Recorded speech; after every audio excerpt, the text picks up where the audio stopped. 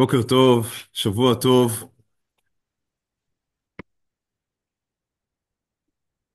Our hero for today, Rav Yoel Teitelbaum, known as the Satmar Rebbe, is, I think, for me personally, the most complicated figure that I had to speak about. And in order to explain that, and I think it's important as an opening, then I would like to begin from the middle of the story. Because Rav Yoel Teitelbaum was born in 1887, but I want to begin my story from World War II and a little before. So a little before, a man approached Rabbi Yoel Teitelbaum, and the man had two sons, grown-up sons, 16 and 18, that were learning in Rav Teitelbaum's yeshiva in Satmar, which was a big yeshiva, hundreds of students. And they wanted to travel and to make aliyah, basically, to Palestine. And so we speak about 1936. And he is approaching Rav Teitelbaum and he's asking for his advice, as Hasidim would do, where they would consult the rabbis before every big, even sometimes small decision, but obviously for such a decision, and more than obviously, if the children learn at the Satmar Rav's yeshiva. And the Satmar Rebbe answered him that if they would indeed make aliyah, that would mean they would not be Jews anymore. These are the words. They would not be Jews anymore. And that was as I said, in 1936. Later, just before the war opened in 1939, but the feeling was that things are not well, then the man approached the Satmar Rav again and asked. He was a wealthy man, and he had the means, if necessary, to cross the border to the east and basically into the Soviet Union and try to save himself there. And the Satmar Rebbe answered that he should stay put and have his faith in God that nothing would happen. As you may know, that's not what happened. What happened was that in 44, the Nazi forces entered into Transylvania, was then belonging to Hungary, and they entered into Transylvania, and the Jews were rounded up and very, very quickly were sent to Auschwitz. The man, together with his wife and six of their children, were murdered. The youngest was 6 weeks old. The oldest, they had a daughter. The oldest daughter survived. The husband didn't survive. They had also a baby children, so that was the grandchild of the man. That was also she was also murdered. The husband and the grandson. 5 children of the couple did survive, and one of them was my grandmother, she was 16 years old, 15 years old when the war began. So that's a very personal history that my family has with the Satmar Rebbe. And I grew up on the story. My grandmother was not shy to share them. She was angry. She was angry with him giving the advices, and she was angry with him escaping, and while other people that hid his advices were not able to escape anymore. And that's complicated. So I was thinking a lot. I spoke with my mother about that. Should I give the shiur? Maybe it's you don't have to speak about everything and everyone. And I'm not teaching history here. I'm teaching Torah because I want to inspire us. I want to be able to learn from any one of the Gdolim that we are speaking about, Torah and teachings and morals that would be able to make us close to Hashem. If I'm not able to do so, then it's better to skip. But after a lot of thought that I gave to it, as I said, after also consulting my mother, I came to the conclusion that it would be, I think, benefitable to speak and to learn also from the Satmar Rebbe. He was, together with the story that I just saw, that's one story. Many people were in the same situation.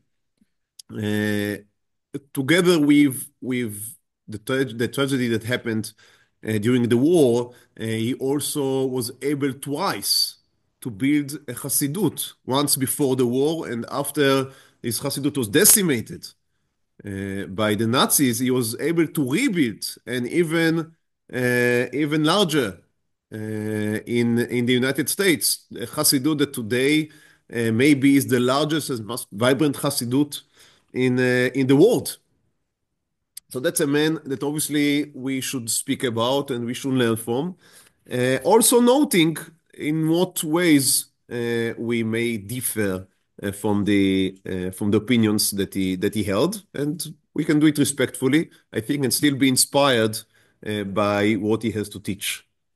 So that's a beginning that it was important for me personally to open with. And now we can begin the shiur. Now I feel cleaner now, so we can begin the shiur. So, as I said, Rav Yoel Teitelbaum was born in 1887 in Siget. Siget was, in 1887, part of the Austro-Hungarian Empire, but during our story, the city remained in one place, but it changed hands many, many times. But today, it's in Ukraine. If anyone wants to visit it today, it's in Ukraine. So that is Siget. He was the fifth, you may say, the fifth link in a chain of rabbanim and admorim of the Teitelbaum family, beginning with Rav Moshe Teitelbaum, who was named after the book that he authored, named the Itav Lev.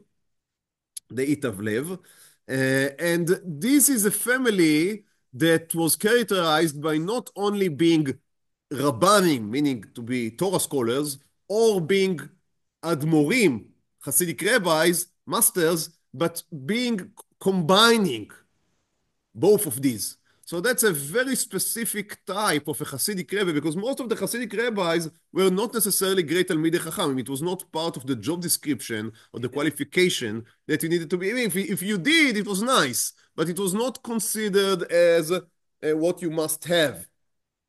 But not with the Teitelbaum family. Almost all of them, maybe we can say all of them to various degrees, were great Talmidei Chachamim, a part of being Hasidic masters and rabbis. And this is already the fifth generation. So he is very much rooted into this tradition of Hasidism and Torah scholarship. And also they were very distinguished, his family, in their unwavering zealotry, Kanaut.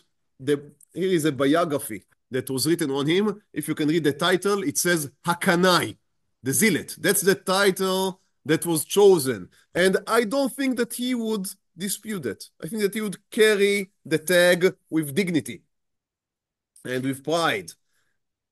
So that's zealotry, and zealotry against what? So here we have to be careful because you want to say the first thing is against everything in the world that is not the Teitelbaum family. But that would be too harsh. That would be too harsh.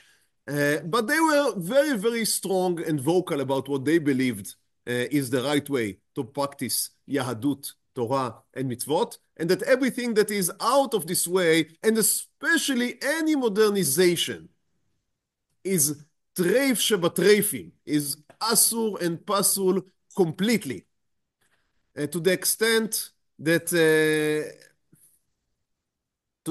if someone say his wishes to go to Palestine, to Eretz Israel, and not necessarily to join the Zionist movement, we speak about boys that were learning in the Satmar Yeshiva, they were not about to join the Zionist enterprise. They just wanted to make Aliyah. There were aguda kibbutzim back then that were beginning to be established, and they wanted to join one of these. And for him, that meant that you are not a Jew anymore. So that's the amount of zealotry that we speak about. His father, for example, gave a psak that it is better to join the Hungarian army than to go to the Pressburg Yeshiva. Now, the Pressburg Yeshiva was a yeshiva established by the Khatam Sofer. The Khatam Sofer is the man that said that Chadash Asur min Torah. So just try to have the gamut of Kanaut here. So the Pressburg Yeshiva, they gave, if you learned in the Pressburg Yeshiva, that was like a high school or a high learning facility, so you get exempt from the army. But in order to get this status, then the Pressburg Yeshiva will teach you some amount of general studies. So the government required them to teach a certain amount of general studies in order to get the status of exempt from army. And that was a wonderful iska, as we know to this day. It's a very good iska. And many students would come to these yeshivot in order to be exempt from the army. And what Rav Teitelbaum, the father of our hero, said, that it is preferable to join the army and know who you are and who they are, and not to go to yeshiva, Pressburg Yeshiva, and not to go to yeshiva in which there is any shemetz, any amount of limudei chol. That's the strength of position, the purity that we speak here about. Rabbi Yoel was the youngest of the children, and so although he was very, very skilled and gifted from very young age, as everyone else to speak here about, nonetheless, he was not necessarily designated to become the head of the family. So the plan was that maybe you'd get some small shtela, some small rabbanut in one of the small villages, but the big Hassidut would be headed by his older brother, by Reb Chaim Tzvi. 1894, when he was 7, that is a great age, of course, for marriage, right? So not marriage yet, but erusin, a betrothal. Yes. So for erusin, we would call it erusin. I hope that everyone here knows what that means. And so, yes, 7, why not? The Khatan doesn't necessarily have to be there. So that was, the shidduch was made, the match was made between him and a family relative of him named Chava Horowitz. So that's the age of 7, but it would take 10 more years before the wedding would get underway. So in the end, the Khatan would be of the proper age of 17. Don't worry. I couldn't find. It's a very interesting question. I couldn't find. I wouldn't give her more than 13, 14, I would guess, but I don't have the information. I don't have the information. Excuse me? Yeah, whoever name. No, there are many stories. He loved her. He loved her. That's even the use of this word in such a family is not simple, because that's something very, very private and intimate. But nonetheless, there are many stories about the excellent relationship that they had. Unfortunately, as you would see, it's not going to last for long. So in 1904, at the age of 17, he gets married. Before the marriage, as was the minhag back then, he got his ordination. He's got his smicha for rabbanut. A few days after the conclusion of the 7 days of Shivat Yemei HaMishteh, his father passed away on a young age.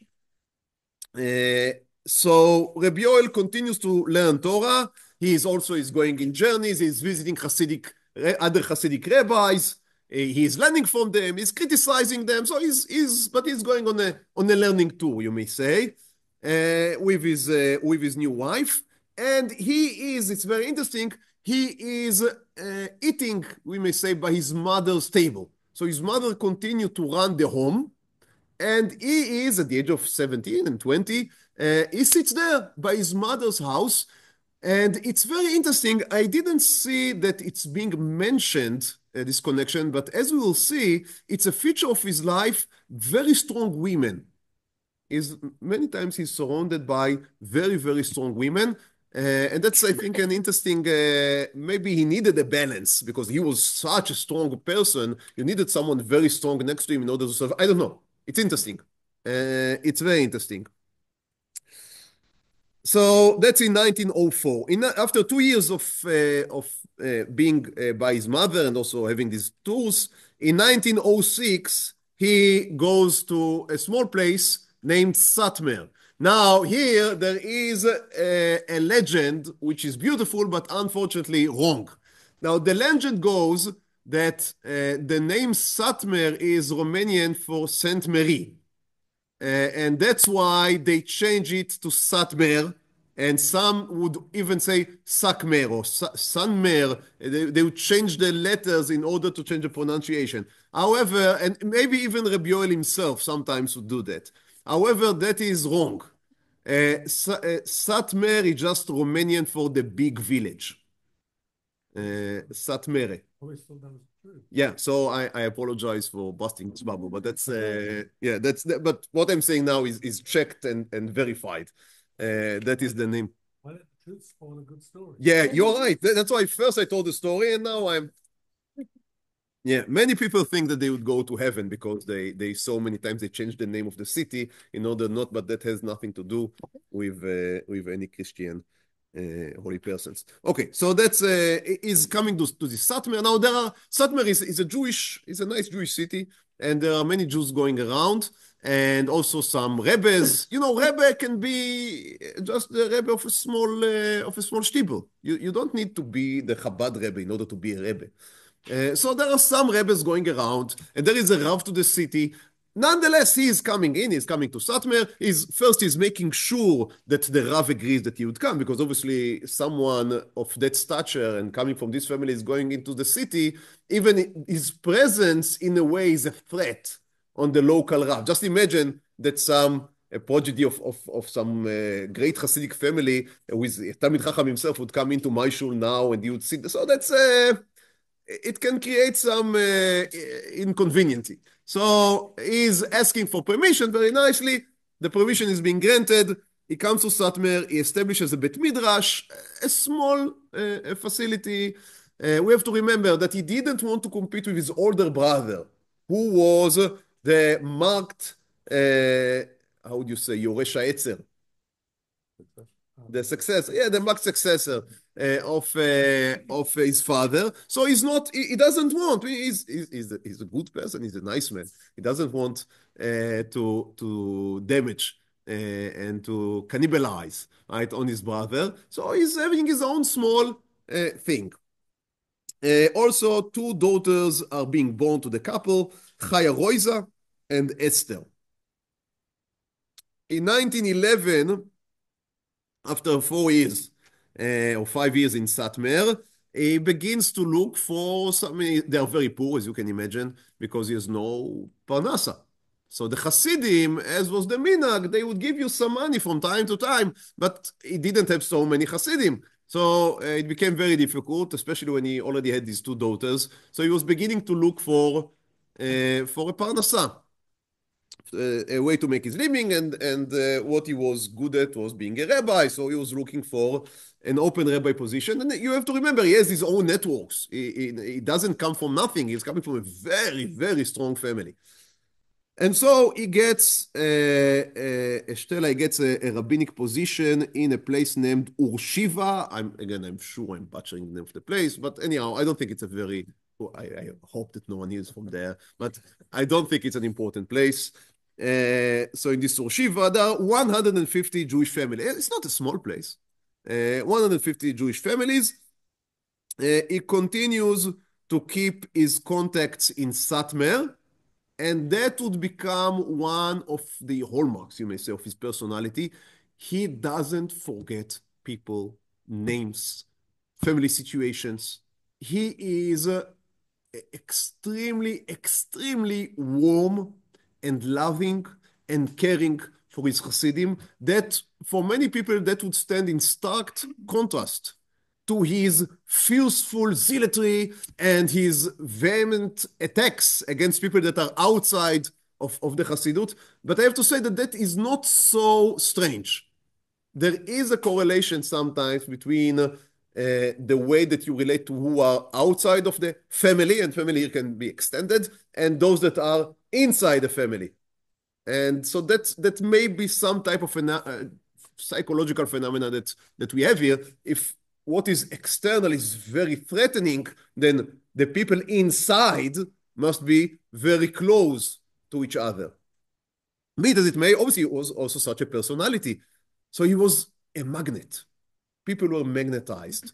And even that, as I said, he didn't want to take from his brothers, it was just happening me'elav, by itself, that people were coming, and his fellowship was becoming larger and larger. Now, he is serving as both a Rebbe and a Rav. Now, a Rav is a local thing, right? When you are a Rav of a shul, of a city, then you are the Mara de Atra. You are the master of the place. So you would be responsible for the shochtim, for the eruv. He was extremely, halachically, he was very strict, as we can imagine. He was very, very strict, especially on shchita. He was very strong on the shochatim, very meticulous about the way his hechsher was considered the best hechsher in the area, which I believe in the States still now. Right? The Satmar hechsher is considered an excellent hechsher. Am I correct? I'm not. Oh yeah, okay. Not politically. I'm speaking halachically. But halachically, I think they are considered very good hechsher.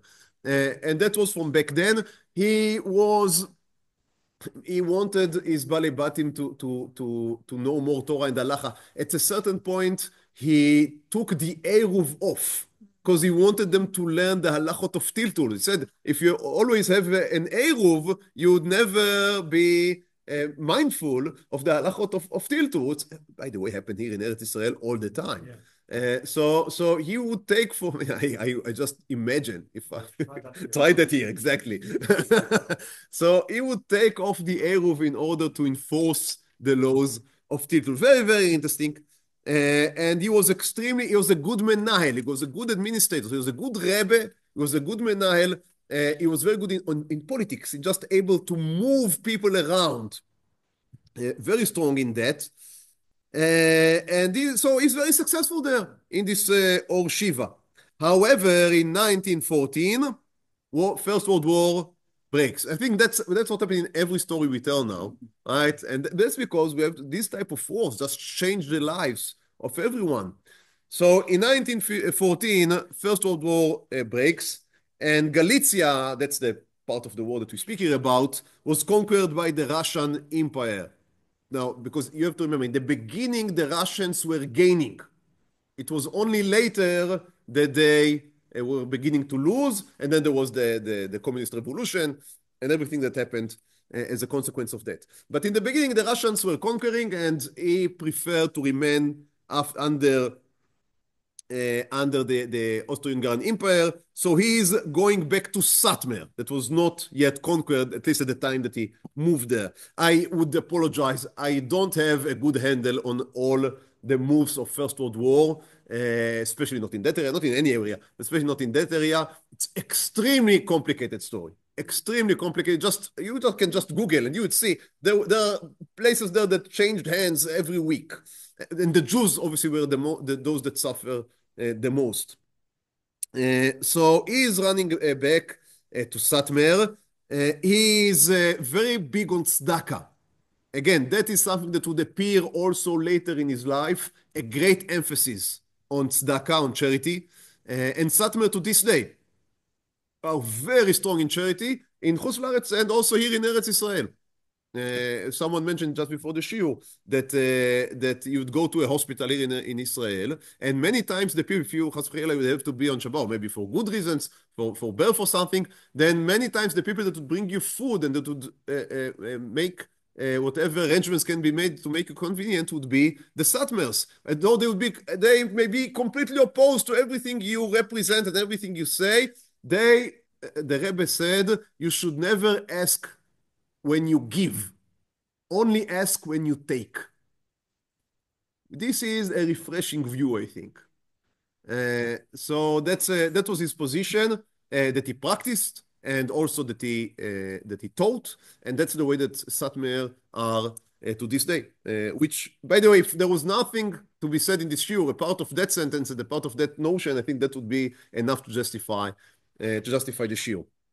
So, is also very engaged in agunot. There is a huge agunot crisis in World War One. People were running all around the place. Also, Jewish soldiers were recruited to the Austro-Hungarian army and to any other army, and then people were gone missing.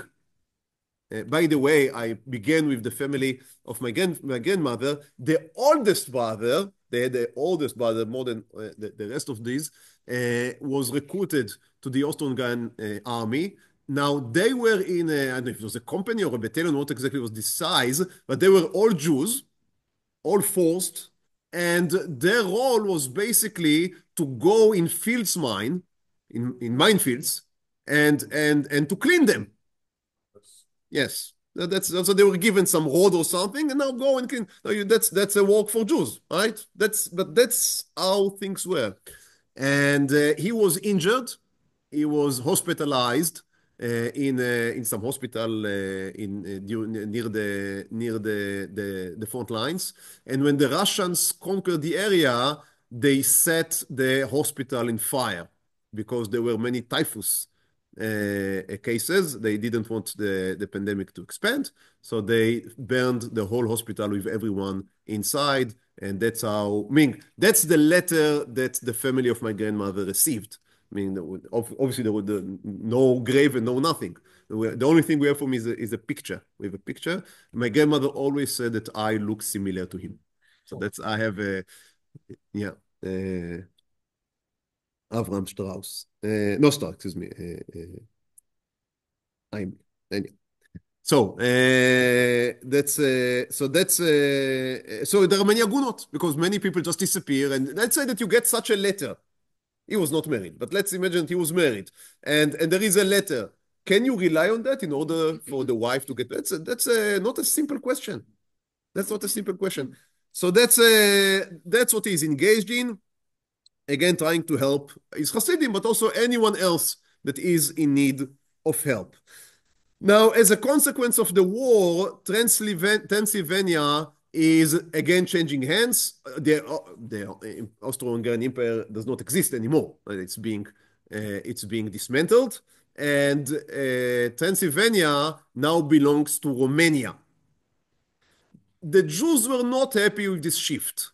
Why? Because Hungary was considered a culture capital, a very important place. And Romania was considered a backwater country. You know what? Maybe to this day, there is this presence. Yeah, okay. Gypsies, yeah, that's right. That's right. So the Jews, that's right. So the Hungarian Jews, at least, they really felt themselves much above these Romanian messes, right, going around. So and here they find themselves now belonging. Now it's not only the question of this local patriotism. It was also that in Hungary they received recognition of the neologues. You could be a neologue, you could be an Orthodox, and there was what was called the status quo communities. Now, I cannot go into all of the details, but basically it meant that if I am a Jew, I can choose what community I want to belong to. And if I belong to the Orthodox communities, I don't have to have any connections with the neologues. The neologues is the reforms of the Hungarians. And the status quo communities were communities that were trying to serve both ends. And as you can imagine, our hero and their family was a family that went into the most separatist, meaning if you had a separate community, they would establish a more separate community. These are things that did happen. But in Romania, the whole system was not in place. Now, you may wonder, why do you need such a system? But if you would get a little into the European head, you'd understand that you do not deal with individuals. You deal with communities. So even nowadays, you can get budget, right, from the state. Now, you can get budget as a Jew, as a Muslim, as a Christian. But if tomorrow someone opens a new religion, you would not be able to get any subsidies, right? You would not be recognized. You want to be recognized in order to get certain privileges or in order to be exempt from certain taxes, etc. And if the government only acknowledges one Jewish community, then who is in control of the institutions of such a community. So that created a havoc in Pennsylvania. And also after the war, there is much more leaning towards modernism and Zionism. And you can imagine why. Modernism is just because the world is advancing and progressing, and Zionism is because of the Balfour Declaration. So these two forces, which Rav Yoel Teitelbaum it's difficult even to pronounce how much he was against, vehemently opposed. They are gaining. So he has to go to war against them. So he does go to war against them, and though he's still pretty young, he is, together with other rabbis, he is giving a ban, an excommunication on anyone that would have any connection with not being a Zionist. That's not something that he's speaking about, but being in connection with someone that is a Zionist. That may be enough in order to put you in the ban, and also with the neologues. 1921, his daughter Esther, that we spoke about earlier, passes away from Sakreltina. I don't know. That's it's called Shanit in Hebrew. I don't know I apologize. I don't know the English word. Yes, Scarlet. Yeah, that sounds it. Yeah, so it was a pandemic. So she passes away being 10 years old. And that hit him, as you can imagine, that hit him very, very, very hard. In 1922, Rabbi Yoel returns, decides that he had enough in Satmar, and he goes back to Orshiva. You remember that he ran away from Orshiva to Satmar when the war began. He remained there after the war concluded, but now he decides that he goes back to Orshiva.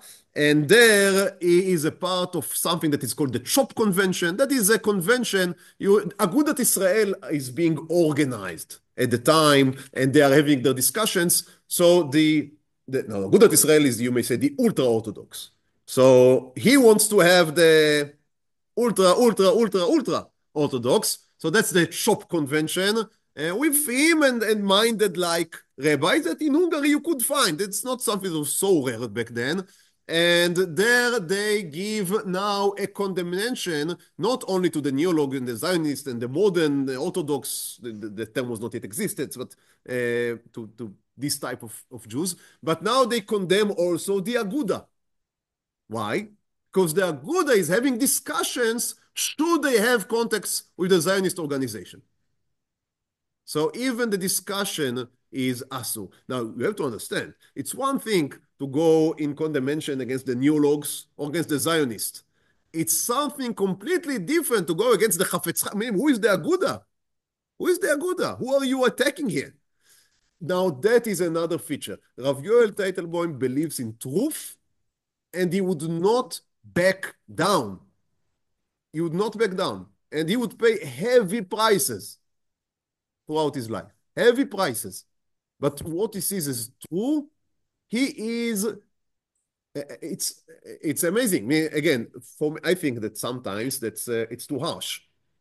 But he wouldn't let the reality confuse him. Ideology is what is important. Faith is what is important. And there would be no tempering and no compromise with his ideology. He also gave a condemnation for Jews going settle into Palestine, but here there is a nuance. He's not completely against Jews going to Palestine, only if it is under the political auspices of the Zionist movement. So if someone makes Aliyah to Yerushalayim, that's beautiful and that's fine. Even if someone is making Aliyah to some settlement, as long as it's not a settlement controlled by any arm or type of the Zionist organization. Unfortunately, that was almost non-existent. But that's his opinion. That's a very good question. It's very, I mean, I have a whole sefer here if you want, 500 pages tome. Yeah, so yeah, I am, as I said in the beginning, I'm trying to be as objective as and not only objective, but also understanding and even empathizing as I can. Yeah, so the book was published in 69. Before that, we have some articles and oral addresses, and I don't want to project backwards. So I would not use what is in the book. Because it's a very I think a nuanced and complex situation. I believe, but here it's meaning again, I'm speaking from what I believe, not necessarily from information or from real data.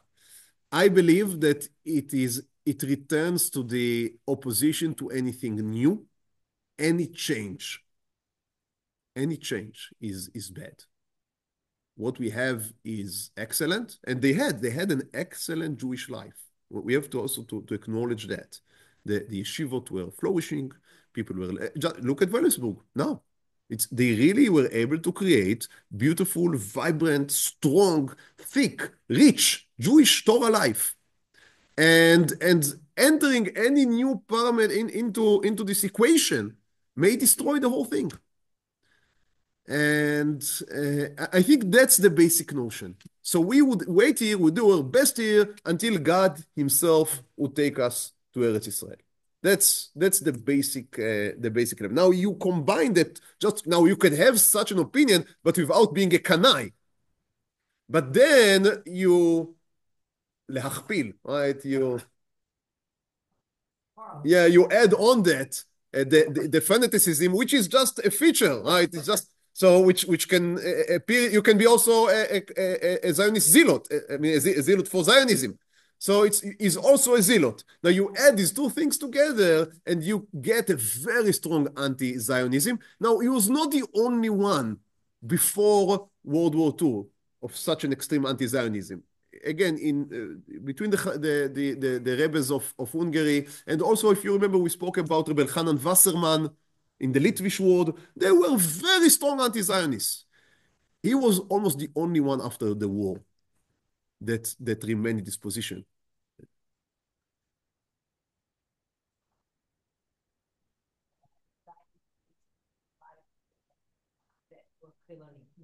Sure. And they were afraid that if they could feed into that, then and it's a shame that Israel could be built on that, and it's too holy for it, and it can't be that way, and they can be a part of that. Yeah, you are right, but he mentioned many times. For sure, that's one of the reasons.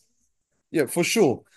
But in the Sefer is very, very adamant. He says even if the state would be established by the Chafetz Chaim, it would still be a sin. Yeah, so it's very, very clear. Because Mashiach hasn't come yet, we should stay in the Gola and retain our institutions there. Yeah, that's the basic position. After the war, before. So before the war, it's like Hassidut. You join the group, you join the court. People loved him. He was warm, and that's what's so difficult, I think, with his personality. Because on the one hand, so strong and banning people, excommunicated, and you get the feeling that he was always fighting someone. But on the other hand, personally, he was very, very warm. There is a story about him from after the war, so I'm skipping a little, but you'd excuse me for that. After the war, he has a short stint in Israel. It completely fails, and then he goes to the United States and he establishes his court there. And he meets there with broken people after the war, broken people. And there is a story about which these are this type of hagiographic stories. The only thing you can say, they don't tell these stories about me. So the story goes that he would have a Gemara shiur with some of his lensmen, some of the people from Pennsylvania that knew, and an hour a week, and they would come. And the first shiur, he began by let's each one would describe what happened in the war and how is he. And people described and before he was able to learn something, the hour was up. So he said, okay, so we begin next week. They come next week, And he begins to ask each one, how does he feel? And how his wife that he told that he doesn't feel well, etc. And he goes, how is in work? How is the new house? So he goes one by one. And again, they are not able to begin the Gemara shiur. And so the next week and the next week, only after, according to the story, it's a year. That seems to me like complete exaggeration, but let's say a month, or to make it more real. So after a month, he says, okay, that was Daf Aleph. Now we can begin to learn Daf Bet. Not the Gemara begins always from Daf Bet. Now we can begin to learn the Gemara from Daf Bet. So that's the type of a person that he was. Extremely. So people loved it. People loved it. To this day, people loved it. And he was very, very in the life of his Hasidim, he loomed very, very large. They adored him before the war, and especially after the war. So in 1924, his oldest daughter, Chaya Roiza, gets married. And it's very interesting. He was very makpid on the tzniut. Not me, he was very makpid on tzniut in the modesty of women in general. But here I mean modesty of the event.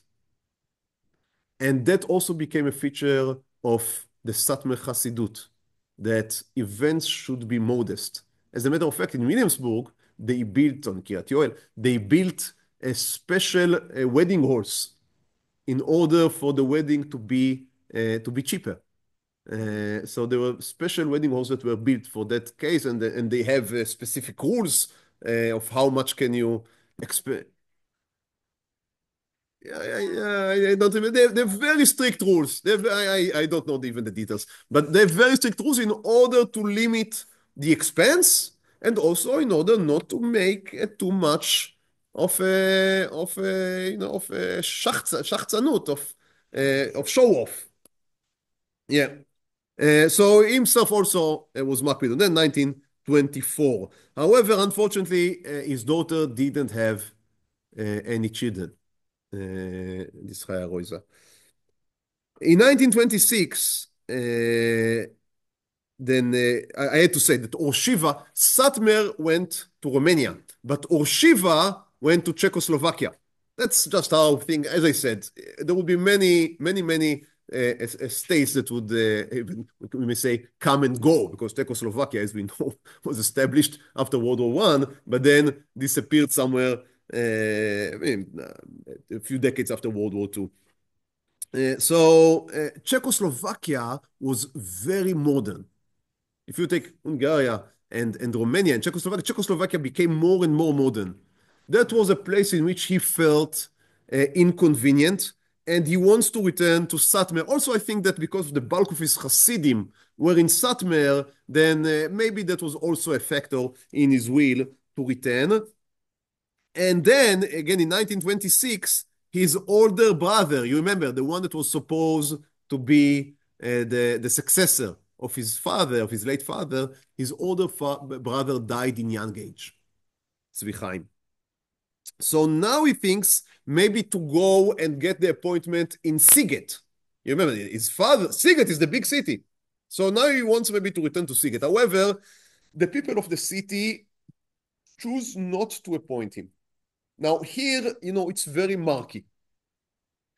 The man, you may say, that they chose was the 14 years old son of the Rebbe, meaning the nephew, right? The nephew of Rav Yoel, the son of his brother.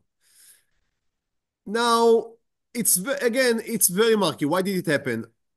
Basically, it was out of kavod, of honoring the late rabbi. However, appointing a 14 years old child to, it's not simple. It's not unheard of, but it's not simple. And it seems that he took it to heart. And maybe he had a good reason, because, again, I'm going by this biography, which is not a hagiography at all. He tried to be very academic. I feel that he even has some type of an opposition. That's very interesting. He's writing about someone but he seems to dislike him a little. So I'm very worried about only relying on him, and I didn't check the sources themselves because he's quoting from Yiddish newspapers, which I have no access to, and even if I would have access to, I would not be able to read. So I cannot verify. He says, so I'm relying on this Dr. Menachem Keren Kratz. So he says that the reason why the people of Sighet didn't want Rav Yoel was because he was known as a Kanai. Now, his family was a family of Kanaim, but he was an ultra, a Kanai among the Kanaim. So they felt that's too much for them. And that's why they preferred this 14-year-old boy, then which maybe can also be manipulated a little, than appointing Rebbe Yoel, who's obviously a gadol b'Torah and someone that he should have given the I think that's simple, the minui, the appointment. The candy that is being given, you may say, the consolation prize, is that he has a third daughter. So you remember, he had only 3 daughters throughout his life. The oldest one just got married. The second one was niftar from the scarlet fever. And the third one now, the youngest, so they betrothed her, she's very young, with this 14-year-old boy. So if there, yes, that's in the Hasidic families, it was extremely, extremely common. Just with the royal houses of Europe. For the same reasons. Now, he goes now to become a rabbi in a city named Karoli, and that's a city in Romania. And again, he's very he doesn't want to be in Czechoslovakia anymore. So he left this Vershoba, and he's now in Roshiba, and now he's in Karoli. And there he sets very strict rules. Now he's older, and he has very strong fellowship. So he's very convenient with just putting his mind, and you either it's my way or the highway, and that's what would be from now on where he is the Rebbe. And that's a type of man. He wants to be able to model things. If he's allowing everyone to run his own show, then that's how it would look like. So he is in charge. He is in charge for everything. And so just a few examples. If your wife does not shave her hair, or if she does shave her hair, but she is using a wig, then you cannot become on the board of the shul or of the community, because that is considered. So you need both shaving and a handkerchief in order to serve. Not that the woman would serve. That's in order for a husband. I hope that there were no mistakes here. In order for a husband to serve on the board. Or if you send your son to a Goyish middle school, elementary school, it seems that he thought that he can't fight. But middle school, if you send your son to a Goyish middle school, then you cannot join the Chevre Shas. The Chevre Shas were the Gemara learners. So you are banned from joining the Gemara learners if you are sending your son to. Why? Because you may cause the whole group to rot away. So that's the type of takanot that he had there. He established a yeshiva, and as his older brother was unfortunately niftar, he is now more or less the head of the Itavlev Hassidah, the Teitelbaum Hassidut, right? Which now would become, it's not the Satmar, because he's not in Satmar right now, he's in Koli, but that's the beginning of what we would call later the Satmar Hassidut. I see that we would split this shiur into 2 because he really is a great figure, and he deserves a 2-part shiur. So I continue now, but we won't be able to. I hope that we'll be able to speak about the war, and we'll end with that. So in 1928, the Rav of Satmar passes away, and Rebbe Yoel is able to be appointed to the Rav of Satmar. It has to be admitted that that's in the price of great fights and wars, meaning it's not a simple matter. He wants to be the Rav of Satmar because his Hasidim are there, and it's a big city, and it feels that he can have a good impact there. But there are many groups in Satmar that are very, as you can imagine, just describe to you what his opinions are. So if you've been living in Satmar at the time, would you be interested that would be your Rav? That's not a simple question. Now, he's a Gadol b'Torah. No one can argue. But very extreme in his opinions and very zealot in the implementation of his opinions. So he's not just having his opinions in his study hall. So many people opposed. But his supporters were, the Satmar Hasidim are not just your nice guys sitting there and speaking softly. They also carry big sticks. And there were machlokot, there were informing the police from both sides. There were violence, everything that you can think of did happen. Very unfortunate, very sad. Now, I don't think that he is to be blamed. I mean, it's even him do not say that he sent the people. But it is sad that that's what things gone into. And it took some years before so there was a voting, but there was some hand-wringing in the voting. So the people that opposed him were not able to join or to cast their vote. So he was voted almost unanimously, but in a city that 60%, let's say, were opposing him. So it was very complicated because then they objected to the secular authorities. Okay, so as you can imagine, it was a big Chilul Hashem. And so it took some years before his election was verified and acknowledged. He's journeying, is traveling all around. He's not only the Rav of Satmar, he is traveling all around. He's being admired everywhere. Again, admired by the people that admire the Satmar Rav. But he has a very strong fellowship now in Transylvania. And as I said, people from my grandmother's family did not live in Satmar, and even not so near. They live near in a small place called Bethlehem, and it was the biggest city was Desh, maybe some of you. That's the most familiar city. But my great grandfather sent his children to the Satmar Yeshiva because that was considered the best yeshiva, and the Satmar Rebbe was considered the greatest scholar. So regardless if you registered. Yes, now Hungary, it was not Hungary anymore. It was Romania now. But you are right, they consider themselves as Hungarian. They would be very affronted if you would call them Romanian. They were speaking Hungarian. And as a matter of fact, the Romanian government was very unhappy with their insistence. I mean, the Jews were more insisting on speaking Hungarian than the Hungarians themselves. So, because that was their attack of pride. And it's an interesting story by itself, but not... I have a friend in Cape Town who left Romania as a child, 10 years old, with his parents. They were from Romania, but they only spoke Hungarian. Exactly. Yeah, they refused to. They refused, of course. They only spoke Hungarian at home. Yeah, of course. Yiddish at home? Hmm? They didn't speak Yiddish at home? No, they spoke Yiddish.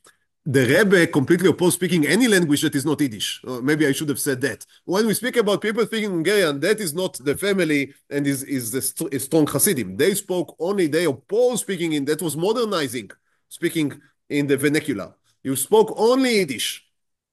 However, as I said, my own family, they were not so strong Hasidim. My great-grandfather also even had some inclination towards Zionism. You can imagine if his sons wanted to go to Palestine. So he had some inclination. But nonetheless, he respected the Rebbe, and the Rebbe was his Rav, was his Rebbe. So if the Rav said not go to Palestine, that was the end of the story. If his Rebbe said not cross the border, the Soviet Union, that was the end of the story. Yes, please. They don't like change and very, very against change. So how long were they like this for? Like, with their dreads closing, shaving off their heads. This day. No. They like that today as well, but sort of how back. How backward it goes, how back it goes.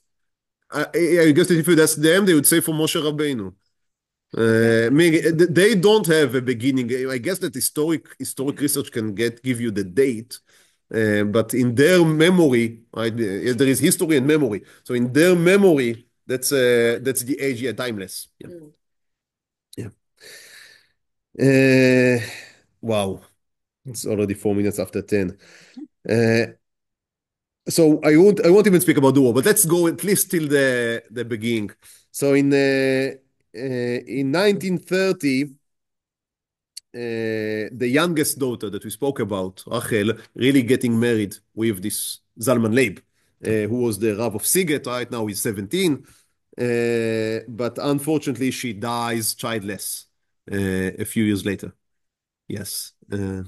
He had no remaining, that's right. So right now he's only his oldest daughter, but she did not have any children. And after his death, his chair was taken, his place was taken by his nephew. And if you are familiar, then the nephew had two sons. The nephew, Reb Moshe, the nephew had two sons, Reb Aaron and Reb Zalman Leib. By the way, these names would appear again and again. So these are the Aaronim and the Zilonim. All right, so the Aaron and Reb Zalman Leib. So the Hassidut was broken, but that's much into the future. So we are. So that's but it's his story is a story of triumph, but also a tragic story. Has many stories of Holocaust survivors. Many, many. I'm sure that all of you are familiar with this type of stories. So in 1932, he takes a visit to Eretz Israel, to Palestine, and he even has an idea to become the head of the Eidah Haredit in Yerushalayim, because that's more or less, it correlates with his own opinion. As I said, he was not opposed going to Eretz Israel in completely, only if you join something that resembles any Zionist enterprise.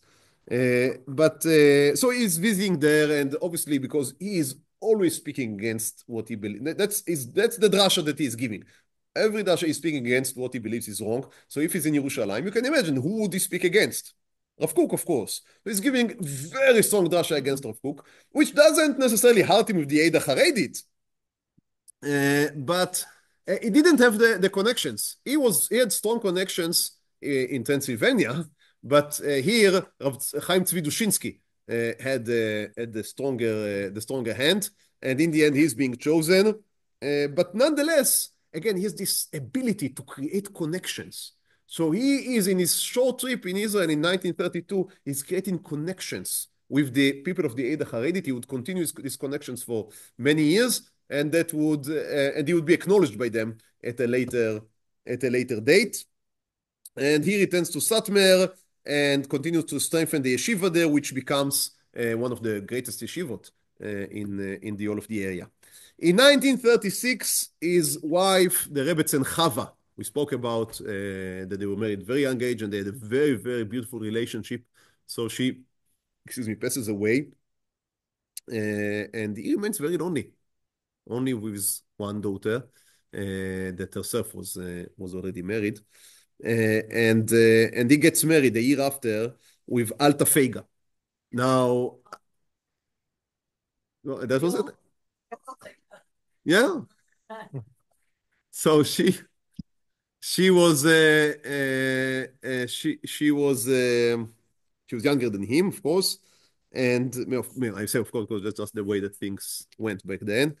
And what was interesting about her, that she was, again, those that know the type of people who appreciate that, she was Polish. So for an Hungarian to marry. What's the implication? That's it's an outside. That's a degradation. Yeah, that's marrying down. Yeah. For someone in his status as a great Rebbe, it was very strange. But she was an extremely strong woman. And as I said, it seems that he had this connection or this affection towards strong women. She was very strong. After he passed away, because she was younger than him, then she remained in Williamsburg for many years, and she was not counted as a Rebbe, and she didn't give Tishim. Again, it's Satmar here. But she was considered a very strong woman in the running of the city, and she would be consulted. That's an interesting. I'm sure there is a sentence that it didn't register with me who made the shiur. It's an interesting point. unfortunately, it seems that it was difficult between her and his daughter, as happens sometimes in this type of relationships. And again, when these two women are very strong-minded, and that's created some type of a distancing between them. Now, however, personally, difficulties aside, 1937 is also the year in which the Iron Guard in Romania is taking a strong part of the coalition in their Senate. I don't remember the parliament. I don't remember the name of in Romania, what is the name of the parliament. Now, unfortunately, the Jewish community in Romania was so broken down and segmented that they were not able to fight united against this threat. They were not able to build institutions that would later be able to help them in a major way. That is part of the tragedy. And that's the inheritance of all of these segmentation and this orthodox and separatists and new status quo and old status quo and the result was that there was no ability to sit together and prepare yourself when the sword came above your head. It's a very sad part. And Rabbi Yoel himself, we are now entering into the most difficult part to explain of his life. But I will try to present what I understand as facts without neither dramatic bad stories or what hagiographic stories, just what it was.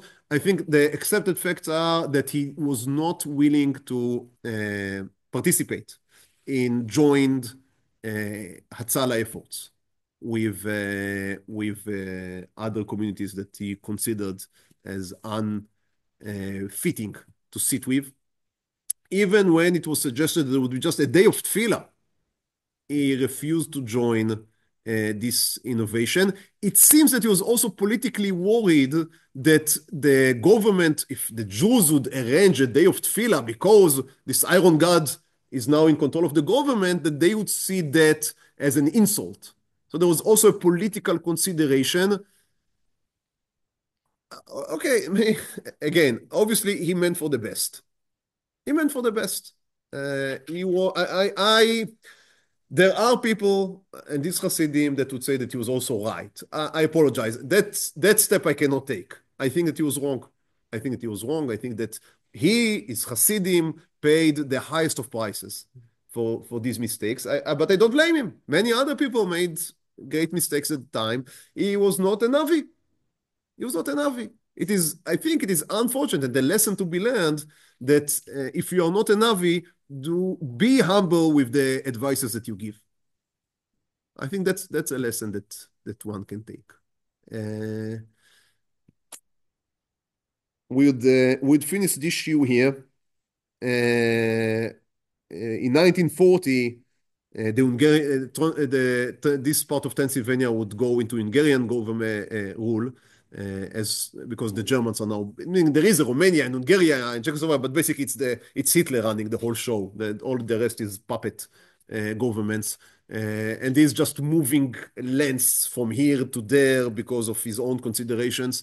So they will be back into Hungary, but that's a complicated story, and I would like to. I think it should be given the right time. So we would continue Be'ezrat Hashem this sad part of the story next week. Welcome.